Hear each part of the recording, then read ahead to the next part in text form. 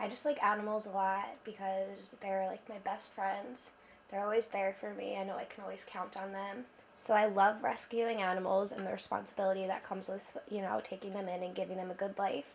But a lot of people don't realize how important it is to make sure that these animals are taken care of. That's how the feral colony here, I think, kind of started, because students would come and get cats and then decided that they couldn't take them home for break or that their families didn't want them and they would just let them go. Now there's a huge feral population here and it just keeps making it worse and worse, and these poor little animals have to live by themselves now.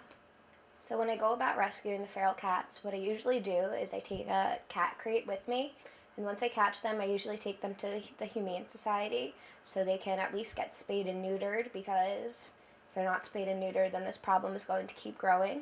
But what a lot of people don't realize is that these cats are feral, so they're not always the friendliest and the nicest, and it's not their fault. It's just the way they're brought up. But the only way that we can really help them is to spay them and neuter them and feed them and just make sure that they'll be okay for the rest of their lives. So feral cats are different than stray cats because they come from domesticated cats, but they're actually born into the wild. And a stray cat is more of like a pet who gets lost or abandoned. But feral cats, I guess you could say, are a little bit more dangerous because they're not really domesticated.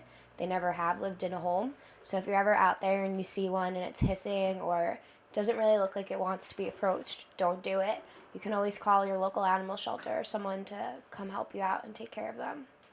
I just think that everybody should take the time to help animals if they can, or adopt them, even if you can't take them in yourself. Maybe, find someone else who can help, because they are living creatures and they are kind of helpless in this world. It's our responsibility to take care of them, so definitely help them out if you can.